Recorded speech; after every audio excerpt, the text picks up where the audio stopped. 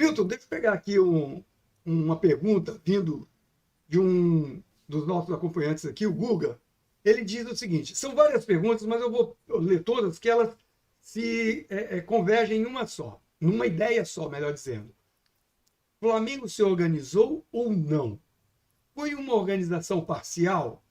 Tirando o fiscal e financeiro, como funciona o departamento de futebol e afins? E a quarta e última, qual o modelo ideal para a gestão de futebol? Você quer minha opinião da pergunta como um todo, certo? Isso, Então exatamente. eu vou partir do seguinte pressuposto: o Flamengo fez uma organização excepcional na parte financeira, na parte administrativa, no sentido de gestão do patrimônio. É o melhor do Então nós Brasil. sofremos lá em 2000, desde 2013, quando a Chapa Azul ganhou. Tivemos aquela Copa do Brasil que foi o suspiro da galera, que deu a tranquilidade para que a gente trabalhasse 2014, 2015 com times muito fracos, para poder reequilibrar a conta, pagar, fazer pagamentos, enfim, zerar dívidas. Em 2016 trouxemos o Everton Ribeiro, não, o Diego Ribas. Em 2017 trouxemos o Everton Ribeiro, começamos a montar um time mais competitivo e ainda assim com a grana em dia, melhorando, negociando dívida, acertando prazos de impostos que estavam atrasados. Para em 2018 a gente montar um time muito competitivo. Nós em 2018 era um bom time, não ganhamos nada, mas não era um time ruim, era um time bom já. Em Pecava na defesa. 2019, oi? Pecava na Desculpa, defesa em 2018. era fraco na defesa, mas já era um time interessante, Muito né? interessante, sim. E aí em 2019 nós montamos um time bom com o Abel Braga, que não era o técnico ideal para o nosso presidente, o técnico ideal era o Renato Gaúcho. O Renato não quis vir, contratou o Abel Braga. O Abel se demitiu, achamos um português que todos já conhecem, o resto da história. Posso Então, levantar um pode. porém? Isso porque eu ouvi por completo uma entrevista do Rodolfo Lantin ao programa Aqui com Benja, que passava no antigo Fox Sports, quando ele era ainda candidato. Depois eu vou até lançar um vídeo que eu estou montando com essa entrevista. E nela ele fala que os técnicos que ele estava querendo eram o Abel Braga e o Renato Gaúcho. Então, tanto o Abel quanto o Renato eram as primeiras opções. Ele queria ou um ou outro. E fechou com o Abel Braga. Sendo que o Dorival tinha feito uma campanha muito boa no final de 2018. Enfim, Dorival, coitado, mais uma vez sendo. Bom, Uhum. tadinho. Enfim, vamos voltar. O que acontece? Então a gente organizou. E aí o português veio, ele fez um excelente trabalho no futebol. O que ele fez? Trancou a porta, jogou a chave pelo muro e falou: aqui dentro mando eu. E com isso ele conseguiu organizar o futebol do Flamengo daquele jeito dele. Só que quando ele foi embora, a gente não tinha nada. A gente não tinha um histórico do que ele fez, um passo da organização que ele tinha. A gente não tinha uma informação do que ele fez ali dentro.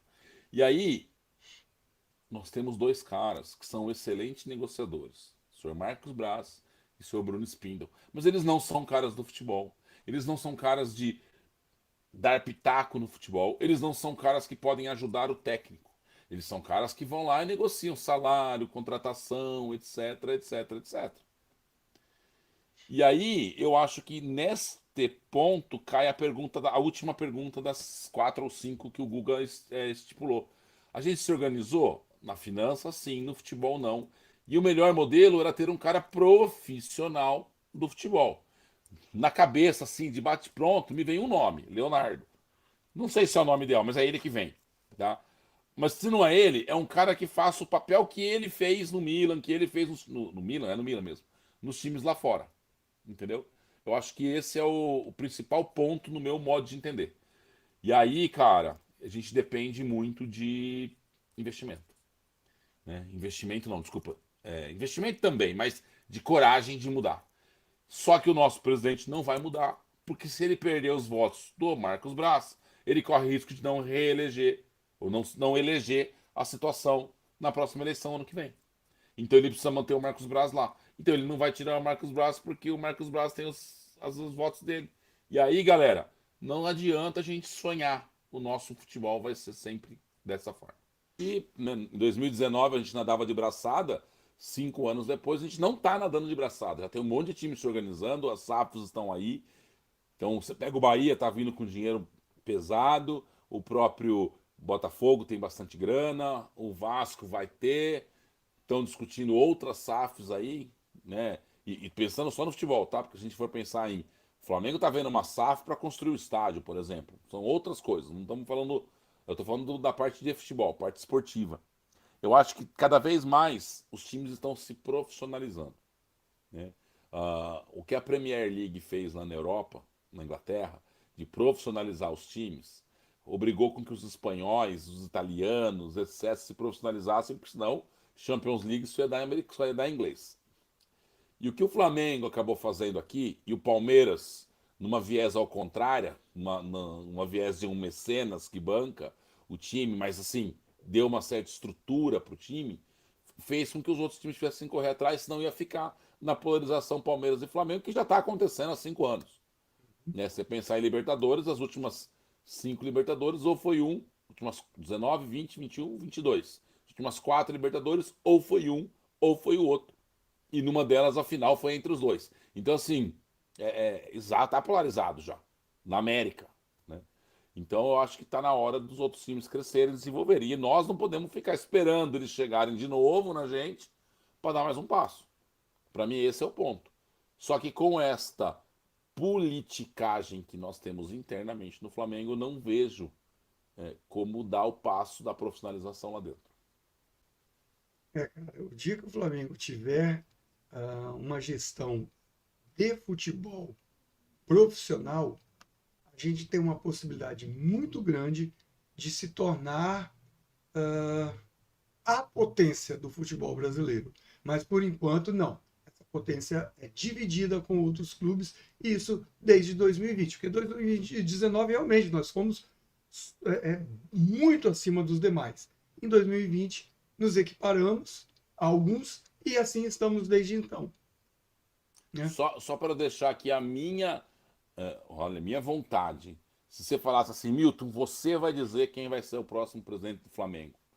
Eu, hoje, baseado no que eu sei, no que eu entendo, no que eu conheço, e vão ter críticas do que eu vou falar, hein? Isso aqui, como é que é? É corte polêmico. Gostaria muito de ver o Valim Vasconcelos como presidente. Eu acho que, para mim, ele é um cara que teria uma continuidade às ideias do Landim, contrapondo com muitos pontos na área esportiva que ele se contrapõe e se expõe contra as opiniões do Landim também. Eu acho que seria o cara que poderia fazer com que a gente voltasse a sonhar com aquela hegemonia que nós esperávamos ter em 2020 para frente. É, é uma possibilidade disso acontecer no futuro, caso essa profissionalização do futebol aconteça. Milton, valeu, obrigado. Vamos ficar por aqui e voltaremos em breve, né, com mais assuntos, mais debates. Bom, isso aí. Agora que a gente não vai jogar quarta-feira, né? Caramba, hein, Argel? Que Tristeza, pena, bicho. hein? Puta, Era que para ser o tristeza. Fla-Flu, cara. Imagina, nós vamos ter que ligar a televisão, vai estar Fluminense e Olímpia no horário nobre da Rede Globo. Era para Que ser o vergonha, Fla-Flu. meu Deus. Não vamos mudar de assunto. Bom, Argel, um grande abraço, obrigado. Acho que foi legal.